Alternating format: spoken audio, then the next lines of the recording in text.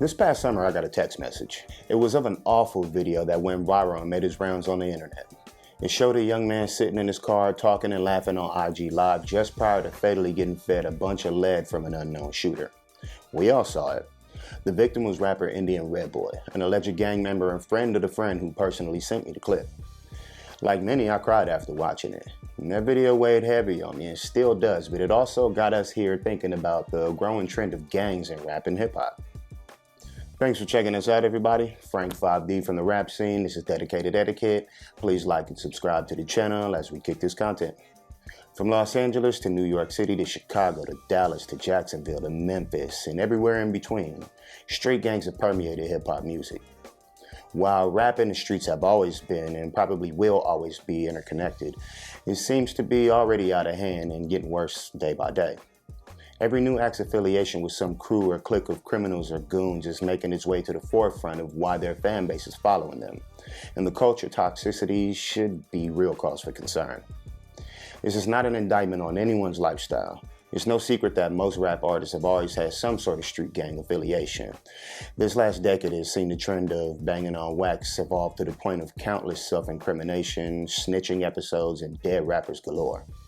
It appears you can't even get on these days without bodies, a criminal record, and legitimate killers/codees to back you up, who are also next in line after you blow or go down. It's sickening, miserable, depressing, disconsolate, disheartening, somber, and distressful. Rap used to be a way to get out of the hood. Now it proves that the hood is following rappers wherever they go, all the way to prison or the grave.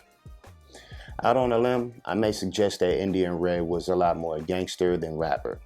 This is an assumption. I don't know him, I don't know all rappers, and I know even less gangsters. He had yet to appear on my radar, but I wouldn't be surprised if I ran across him a few times in real life. While rumors swirled that his murder was retaliation for striking one of the numerous Nipsey Hussle murals in LA, it came out that it may have been over a woman.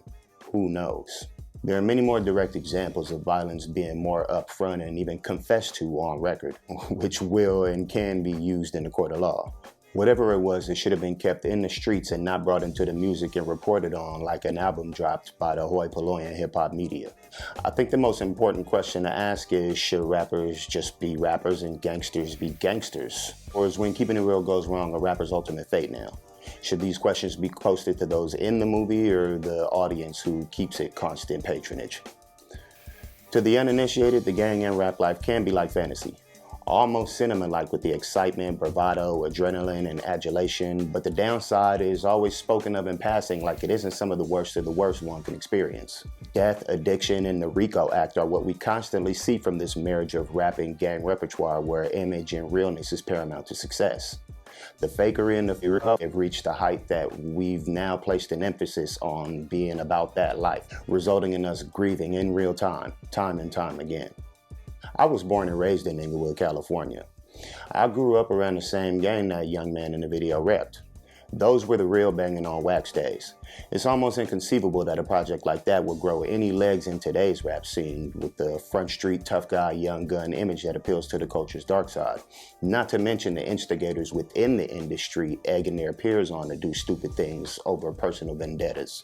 These situations today are more than divisive and downright dangerous than they've ever been. Not just for artists, but for their families, friends, and fans alike. Sometimes we learn what's behind these tragedies, sometimes we don't. But we should all be able to agree on the senselessness. Yeah, you can tell me it's gangbanging and not rap, but that doesn't justify the actions in that video, and the saddest part is there's no end in sight. The streets are gonna street. We gotta do our best to not let it bleed so much into the music, because the world is still watching. I know it's a never-ending battle, but when we finally mitigate this fascination with gangbanging in hip-hop, we may see less Indian Reds and a light at the end of the tunnel where we don't lose our favorite artists as well as those we never even got a chance to like. I'm Frank 5D for Dedicated Etiquette here on the rap scene.